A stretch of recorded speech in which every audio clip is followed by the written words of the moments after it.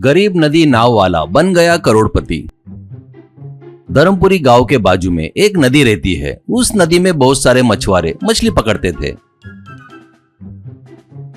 उस नदी में चीकू करके एक नाव चलाता था। चीकू बहुत गरीब था। उसके माँ बाप बीवी बच्चे भी थे।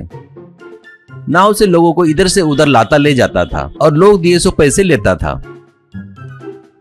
अगर कोई गरीब होता, अगर उसके पास पैसे नहीं रहे तो उसे फ्री में ले जाता था। वो जो काम करता था वो पैसे उसके परिवार के पालन पोषण के लिए बस नहीं होते थे, इसलिए पत्नी से अपना दुख व्यक्त करता था। एक दिन एक आदमी के पीछे पुलिस पड़ी थी। वो बहुत तेजी से आकर नाव के पास आकर, बेटा जल्दी चलो, अर्जेंट जाना है, ऐसा कहता है। पुलिस को ना देखकर चीकू नाव चलाना शुरू करता है।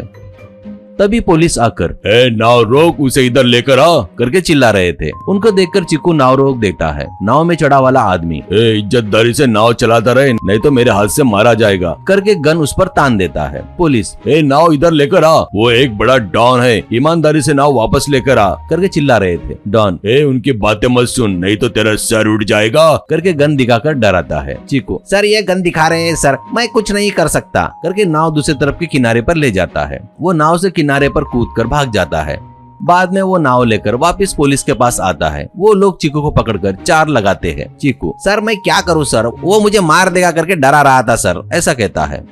बाद में उन लोगों को दूसरे किनारे पर छोड़ देता है तो पुलिस लोग उसे ढूंढते हुए भागते हैं। वो लोग जाने के बाद देखता है तो नाव में चीकू को एक छोटी सी थैली दिखती है। वो खोलकर देखे तो उसमें हीरे थे। वो देखकर चीकू को बड़ा आश्चर्य होता है। अरे बाप रे, हीरे, इनका दाम तो करोड़ों में होता होगा, ये किस बेचारे के है क्या करके सोचता है।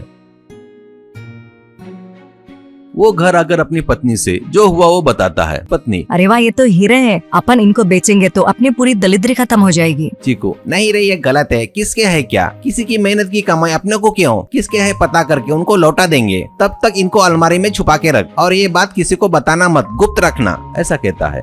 पत्नी वो अलमारी में छुपाती है। एक दिन चीकू लोग घर में टीवी देख रहे थे। एक लेडी न्यूज रीडर, मुंबई को थर-थर कपाने वाला मोस्ट वांटेड डॉन छोटा राजन इस बीच हीरे की स्मगलिंग करते हुए पुलिस के हाथ लग गया, पकड़ा गया। पर उसके पास हीरे नहीं मिलने के कारण पुलिस वाले कोर्ट में साबित नहीं कर पाए, इसलिए जज ने छोटा राजन को बाइज्जत बरी करने का हुक्म दिया। बताते वक्त उस दिन नाव चढ़कर गन दिखाकर डराने वाला आदमी का फोटो आता है।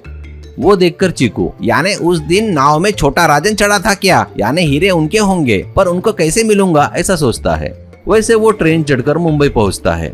वहाँ पर उसके दोस्त मनोहर को मिलकर उसे छोटा राजन से मिलना चाहता है करके बताता है। मनोहर सर तेरे को क्या काम है रे, कहीं तो डॉन के गैंग में शामिल तो नहीं होने वाला है ना, ऐसा कहता है। चीकू ऐसा कुछ नहीं है रे, बस मुझे उनसे एक बार मिलना है बस। मनोहर उनका यहाँ अच्छा नाम है, कई गरीब लोगों को मदद करते हैं, उनका घर कहाँ है मुझे पता है, पर घर में जाने देते या नहीं वो मुझे नहीं पता, फिर भी एक बार चलकर देखते हैं कहकर ऐसे बाइक से छोटा राजन के घर के पास में आते हैं। गेट पर गन्स पकड़कर बड़ी सिक्योरिटी थी। चीकू सिक्योरिटी वालों से छोटा राजन से मिलना है। वो कौन है रे तू, वो घर पर नहीं है, चल निकल यहाँ से करके गन दिखाता है। तभी एक बालकनी में से छोटा राजन आता है और वो चीकू को देखकर उसे अंदर आने दो करके चिल्लाता है। सिक्योरिटी वाले चीकू और मनोहर को चेक करके अंदर जाने देते हैं।